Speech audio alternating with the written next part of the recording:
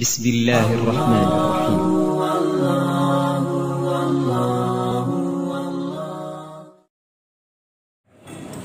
Bahwa Sya'ban punya kelebihan tersendiri. Banyak cara para ulama mengangkat, menceritakan betapa mulianya bulan Sya'ban. Salah satu di antara yang sering kita dengar dari huruf Sya'ban itu sendiri, Shin, Ain, Ba, Alif, Nun. Sya'ban, Sya'ban, 5 huruf. Shin, Ain, Ba, Alif, Nun. Shin bermakna syarafun. Syarafun mulia, syarafi. Kena lagi ulindang syarifah. Syarifah. Dan syarifah, syarifnya orang mulia, orang terhormat, orang terlebih, menanti. Bukan bulan Sya'ban, bulan syarif, bulan istimewa, bulan terlebih.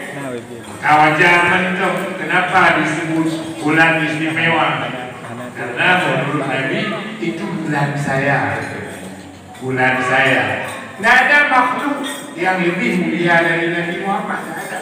Yang paling mulia oleh Allah itu Nabi Muhammad. Dan Nabi Muhammad bukan lahir di bulan Sya'ban. Tapi kata Nabi, Sya'ban itu bulan saya. Ada apa? Kenapa? Itulah gambaran. Ada sesuatu yang kita tidak akan pernah bisa ketemu nilai kemuliaan di bulan Sya'ban. Sehingga wajar mentok banyak ibadah-ibadah yang berkembang, yang dikerjakan di dalam bulan Sya'ban itu tidak lain karena ikatan dengan Nabi, karena menghargai Nabi, memuliakan Nabi. Ain, Sya'ban, Sya'ban. Ain, pemana Ain? Ain, ulia. Pemana ulia? Ali, atas, tinggi, terhormat. Ya bismillah, bismillah. Mana pun berdoa. Yang lanjut itu. Ain, ulia di Ain. Mana ulia? Tinggi, tinggi terbesar. Ya, maka Nabi Muhammad hanya yang lebih tinggi dari derajat Nabi Muhammad. Sehingga itu bulan Sya'ban, bulan bercepit antara hebatnya Ramadan dengan hebatnya Rajab. Sehingga banyak orang yang menganggap biasa, menganggap tidak ada apa-apanya Sya'ban. Maka juga kon bulan biasa, bulan Sya'in, Ain Sya'in. Shin di poin itu balik Sya'. Yang mana ingat pun ulia, aku terhormat, mewah. Ba, mana ba? Sya'ban, ba.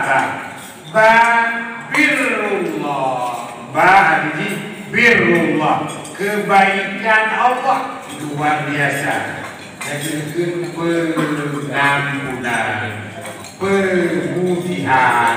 Mana lagi yang baca bodoh pemutihan baca udah naik kuah belum baca kahani baca ya luar biasa. Makanya benar menyunainya waktu bulan Sya'ban dan mudik ibadat terutama pada malam nisfu dan juga kepada riwayat Nabi sangat luar biasa sampai kami menduga beliau tidak pernah berbuka-buka, selalu berpuasa. Kenapa? Ketika ditanya Nabi, karena bulan Sya'ban bulan kebaikan Allah kepada hamba luar biasa. Luar biasa kebaikan Allah kepada hamba. Pemutihan Allah kepada hamba cepat sekali ya, luar biasa pemutihannya. Maka ba birrullah alif. Bagaimana alif? Ulfatullah. Alif ulfatullah. Bagaimana ulfah lembut? kata Allah Ta'ala hana main kata lembut lah Allah. Lagi ada minta nyoba penyanyi hantu tu lembut dah baiknya.